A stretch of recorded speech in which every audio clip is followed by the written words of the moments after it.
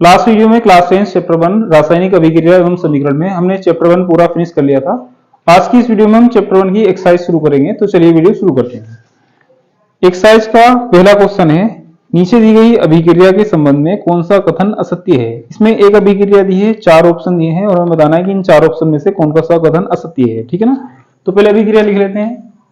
अभिक्रिया है 2PbO plus C is equal to 2Pb plus CO2। तो इसमें जो चार ऑप्शन दिए हैं ना, उनमें पहला ऑप्शन है सीसा अपचयित हो रहा है, ऑप्शन बी है कार्बन डाइऑक्साइड उपचयित हो रहा है, ऑप्शन सी कार्बन अपचयित हो रहा है और ऑप्शन डी है लेड ऑक्साइड उपचयित हो रहा है। ठीक है ना। तो हमें इन चार ऑप्शंस में से बताने हैं कि कौन कौन से कथन असत्य हैं और ये चारों के चारों ऑप्शन जो है उपचयन और अपचयन से संबंधित हैं। तो पहले हमें इसमें ये देखना पड़ेगा कि किसका उपचयन हो रहा है और किसका अपचयन हो रहा है। ठीक है ना। अगर बात करें कार्बन की, तो यहाँ पर कार्बन में कुछ भी नहीं है, लेकिन इस साइड में कार्बन में ऑक्सीजन है। तो इसका मतलब क्या है, कार्बन में ऑक्सीजन की वृद्धि हो गई है और ऑक्सीजन की वृद्धि को क्या कहते हैं, उपचयन। तो इसका मतलब ये है कि कार्बन का हो रहा है उपचयन। पीबीओ है लेड ऑक्साइड, यहाँ पर ऑक्सीजन है पीबीओ में, लेकिन दूसरी साइड में अगर ध्यान देते हैं तो दूसरी साइड में पीबी के साथ कुछ भी नहीं जुड़ा है। इसका मतलब यह है कि इसमें जो जुड़ा हुआ ऑक्सीजन था ना, वो इससे कम हो गया और ऑक्सीजन की कमी को क्या कहते हैं, अपचयन। तो इस अभिक्रिया में जो है ना, पीबीओ का तो अपचयन हो रहा है। तो क्योंकि पीबीओ का अपचयन हो रहा है तो ये तो है एक अपचयित पदार्थ।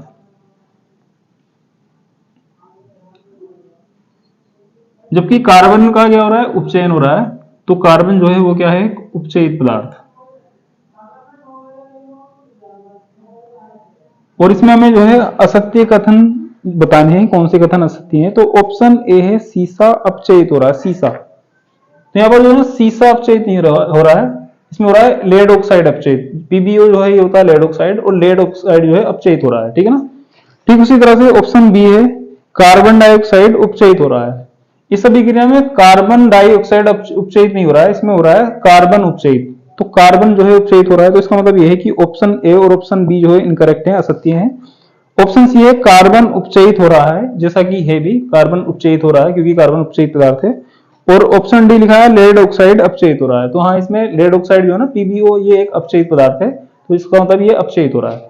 तो इसमें जो ऑप्शन ए और ऑप्शन बी है ना, वो इनकरेक्ट है। तो इसमें चार ऑप्शन दिए हैं। आगे ऑप्शन फर्स्ट में दिया है ए एवं बी, ऑप्शन सेकंड में दिया है ए एवं सी, ऑप्शन थर्ड है ए बी एवं सी और ऑप्शन फोर्थ है सभी। तो इसमें जो है ना, सिर्फ ऑप्शन ए और ऑप्शन बी असत्य हैं। तो इसका जो है आंसर फर्स्ट करेक्ट हो जाएगा।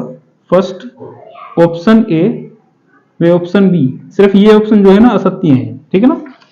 नेक्स्ट, इसके बाद क्वेश्चन नंबर 2 है Fe2O3 plus 2Al is equal to Al2O3 plus 2Fe। नीचे लिखा है ऊपर दी गई अभिक्रिया किस प्रकार की है। ये जो अभिक्रिया दी है ये बताना है किस प्रकार की अभिक्रिया है। ठीक है। तो पहले अभिक्रिया लिख लेते हैं क्वेश्चन नंबर 2 में। क्वेश्चन नंबर 2 में अभिक्रिया है Fe2O3 plus 2Al is equal to Al2O3 plus 2Fe। यह है अभिक्रिया। ठीक है। और इस अभिक्रिया में बताना है कि यह अभिक्रिया किस प्रकार की है। तो रासायनिक अभिक्रिया 4 प्रकार की होती है, संयोजन अभिक्रिया, वियोजन अभिक्रिया, विस्थापन अभिक्रिया और द्विविस्थापन अभिक्रिया। संयोजन अभिक्रिया में एक से अधिक अभिकारक जुड़कर एक उत्पाद बनाते हैं, लेकिन यहाँ पर जो है ना एक से अधिक उत्पाद है तो ये संयोजन तो हो नहीं सकती। वियोजन अभिक्रिया में कोई एक अभिकारक टूटकर एक से अधिक उत्पाद बनाता है। उस वियोजन अभिक्रिया में सिर्फ एक अभिकारक होता है, जबकि यहाँ पर 2 अभिकारक हैं, तो ये वियोजन अभिक्रिया भी नहीं हो सकती। विस्थापन अभिक्रिया होती है, विस्थापन अभिक्रिया में कोई एक पदार्थ किसी दूसरे पदार्थ के कुछ भाग को विस्थापित करके उसका स्थान ग्रहण कर लेता है। तो हाँ, ये एक विस्थापन अभिक्रिया है। तो इसमें 4 ऑप्शन है। ऑप्शन ए है संयोजन अभिक्रिया, ऑप्शन बी है द्विविस्थापन, ऑप्शन सी वियोजन और ऑप्शन डी है विस्थापन। तो ऑप्शन डी करेक्ट हो जाएगा। ये जो है एक विस्थापन अभिक्रिया है।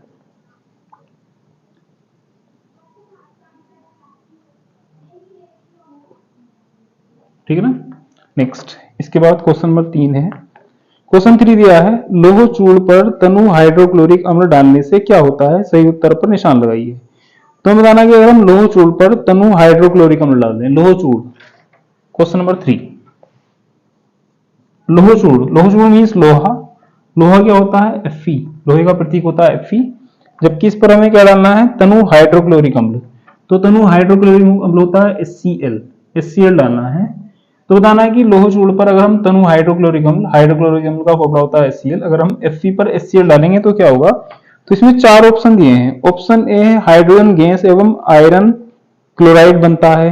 ऑप्शन बी दिया है क्लोरीन गैस एवं आयरन हाइड्रोक्साइड बनता है। ऑप्शन सी है कोई अभिक्रिया नहीं होती। ऑप्शन डी है आयरन लवण एवं जल बनता है। ठीक है ना, तो देख लेते हैं इस अभिक्रिया में क्या होगा। तो Fe जो है ना एक धातु है और HCl एक अम्ल है। क्या होता है जब धातु की अभिक्रिया अम्ल से होती है तो इस अभिक्रिया में एक चीज फिक्स होती है, हाइड्रोजन गैस। हाइड्रोजन गैस तो निकलती ही है। तो अगर हम इसमें से हाइड्रोजन गैस अलग कर देंगे तो FeCl के साथ जुड़ जाएगा। Fe होता है आयरन और जब ये Cl के साथ जुड़ेगा तो क्या बनेगा, क्लोराइड। तो इस अभिक्रिया में 2 चीजें बनेगी। इसमें एक तो बनेगा आयरन क्लोराइड और दूसरा बनेगा हाइड्रोजन गैस। तो इसमें ऑप्शन ए करेक्ट हो जाएगा। ऑप्शन ए है हाइड्रोजन गैस एवं आयरन क्लोराइड। ठीक है ना, तो क्वेश्चन नंबर 3 का जो ऑप्शन ए है वो करेक्ट हो जाएगा। इसमें हाइड्रोजन गैस बनेगी और आयरन क्लोराइड बनेगा। ठीक है ना।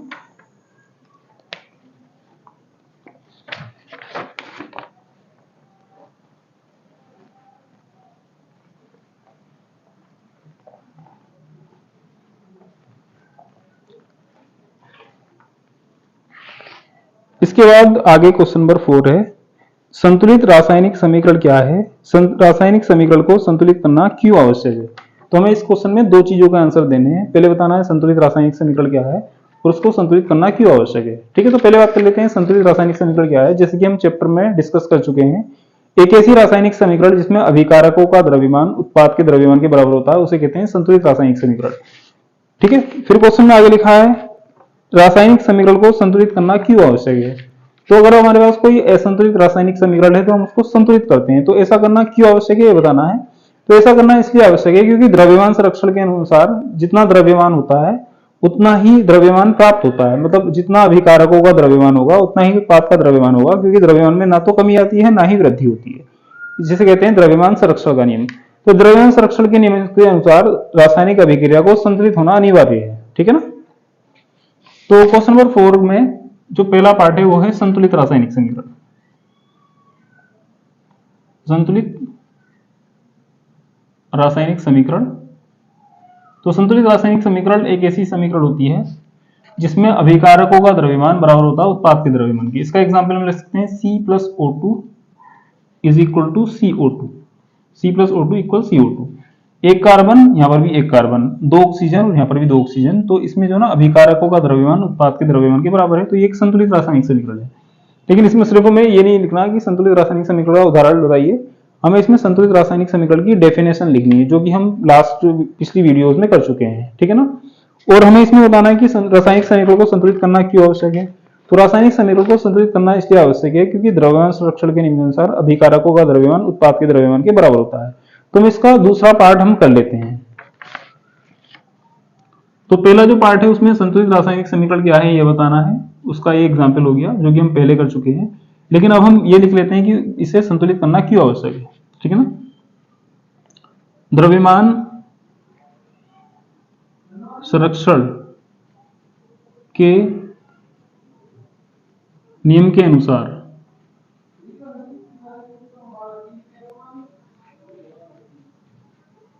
अभिकारकों का द्रव्यमान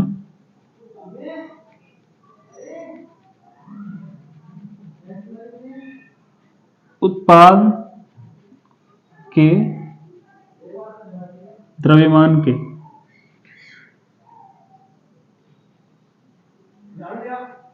बराबर होता है।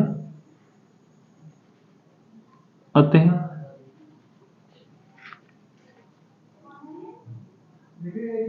रासायनिक समीकरण को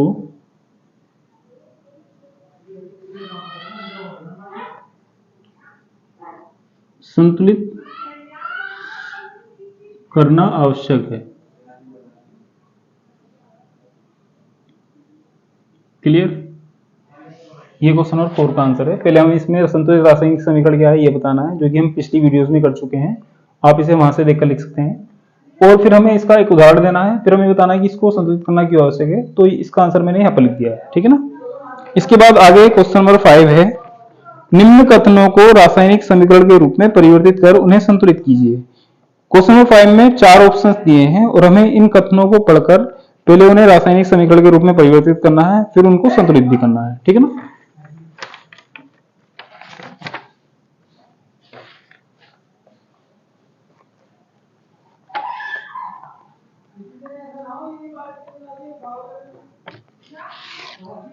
तो पहला ऑप्शन है ऑप्शन ए। ऑप्शन ए में दिया है नाइट्रोजन हाइड्रोजन गैस से संयोग करके अमोनिया बनाता है। तो इसमें नाइट्रोजन है और इसमें है हाइड्रोजन,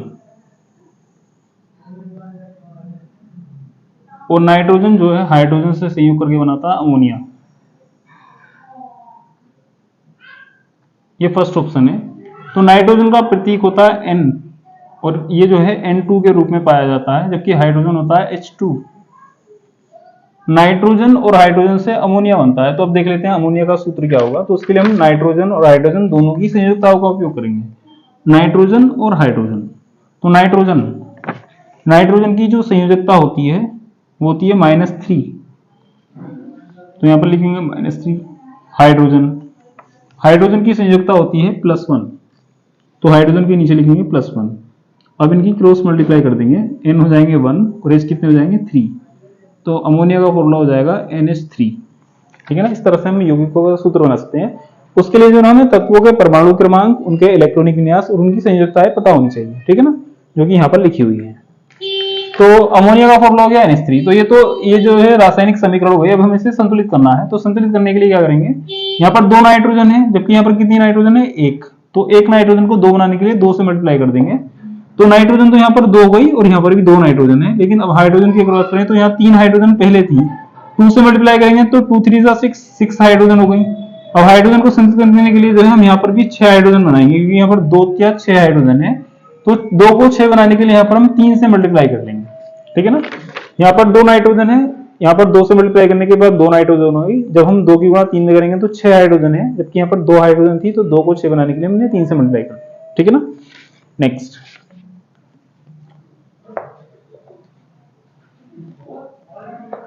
ऑप्शन बी। तो ऑप्शन बी है हाइड्रोजन सल्फाइड गैस का वायु में दहन होने पर जल एवं सल्फर डाइऑक्साइड बनता है।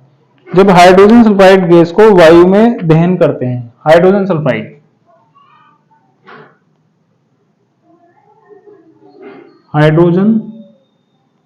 सल्फाइड का वायु में दहन कराना है। वायु में जब किसी भी चीज का दहन कराते हैं तो उसकी अभिक्रिया ऑक्सीजन से कराते हैं, ऑक्सीजन से।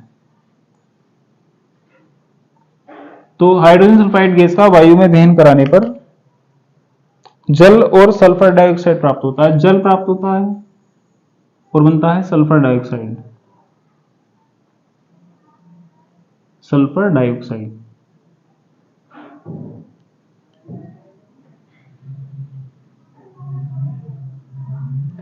ठीक है ना। तो हमें इसको पहले एक रासायनिक समीकरण के रूप में लिखना है, फिर उसको संतुलित करना है। तो पहले जो लिखा है वो है हाइड्रोजन सल्फाइड। तो हाइड्रोजन सल्फाइड 2 चीजों से मिलकर बना है, हाइड्रोजन और सल्फाइड से। हाइड्रोजन होता है H, जबकि सल्फाइड जो होता है वो सल्फर होता है। हाइड्रोजन की संयोजकता होती है +1। तो इसके नीचे लिखेंगे +1, जबकि सल्फाइड मीन सल्फर। तो सल्फर की जो संयोजकता होती है, सल्फर होता है -2। तो इसके नीचे लिखेंगे -2। क्रॉस मल्टीप्लाई करेंगे तो H तो हो जाएंगे 2, जबकि S कितने रह जाएंगे 1। तो इसका फॉर्मूला होगा H2S1 मींस S। तो ये तो हो गया हाइड्रोजन सल्फाइड। ऑक्सीजन जो है हमेशा O2 के रूप में पाया जाता है।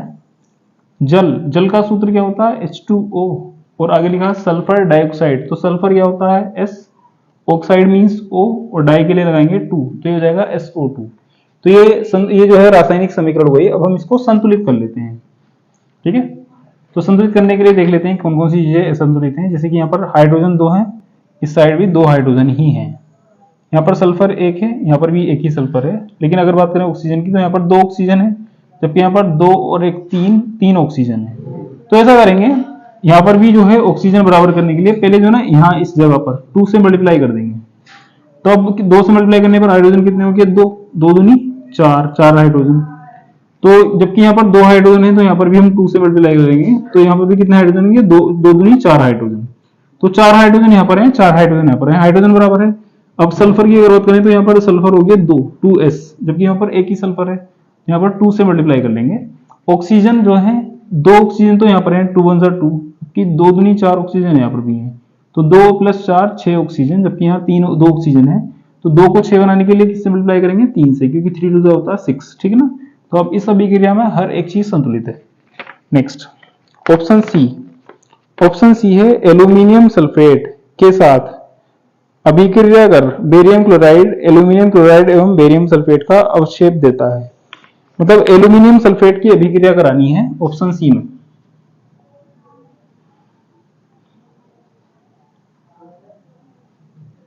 एल्यूमिनियम सल्फेट, एल्यूमिनियम सल्फेट की अभिक्रिया किससे करानी है, एल्यूमिनियम सल्फेट अभिक्रिया कर बेरियम क्लोराइड, तो इसकी अभिक्रिया करानी है बेरियम क्लोराइड से, बेरियम क्लोराइड। तो क्या क्या बनता है, तो इस अभिक्रिया में लिखा है aluminium chloride, aluminium chloride plus barium sulphate, यहां पर लिख लेंगे plus barium sulphate,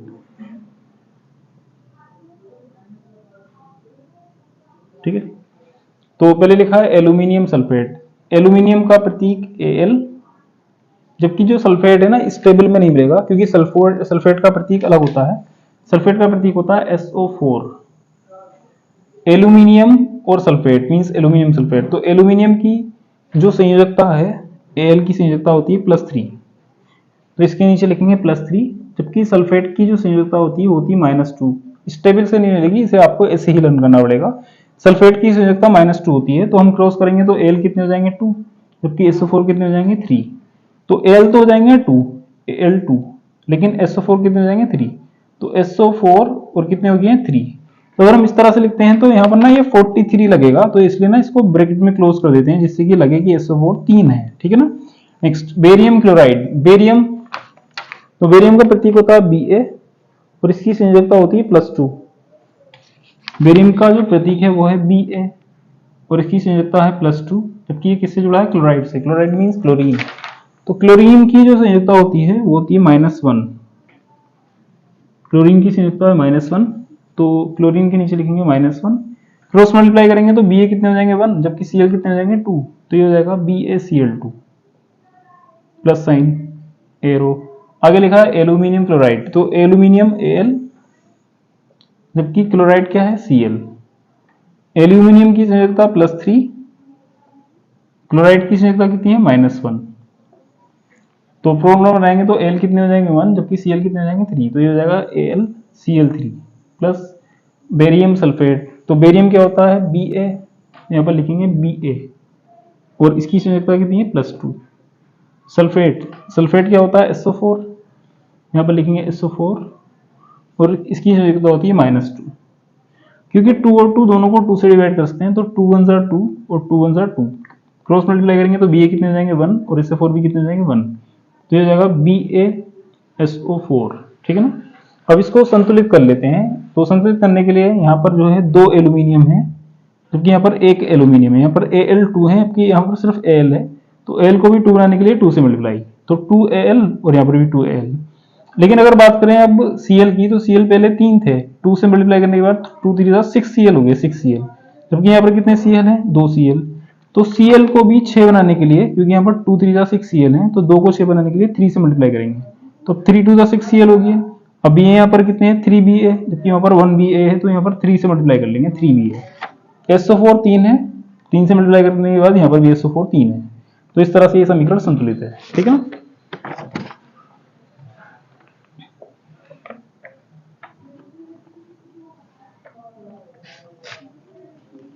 next option D, option D है पोटेशियम धातु जल के साथ अभिक्रिया करके पोटेशियम हाइड्रोक्साइड एवं हाइड्रोजन गैस देती है। पोटेशियम धातु, option C, option D, potassium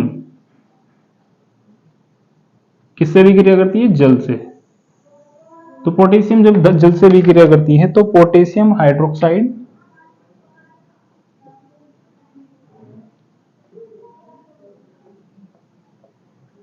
potassium hydroxide plus hydrogen gas, ये चीजें बनती हैं। तो अब आगे देख लेते हैं। पोटेशियम, पोटेशियम क्या होता है? पोटेशियम का प्रतीक जो है वो है, पोटेशियम का प्रतीक है के। तो यहां पर लिखेंगे के प्लस जल, जल का फॉर्मूला होता है H2O is equal to potassium hydroxide. तो पोटेशियम हाइड्रोक्साइड में पोटेशियम होता है के, हाइड्रोक्साइड का प्रतीक इस टेबल में नहीं मिलेगा, इसका प्रतीक होता है OH। पोटेशियम की संयोजकता जो होती है वो होती है +1, तो यहाँ पर लिखेंगे +1, जबकि हाइड्रोक्साइड की संयोजकता होती है -1।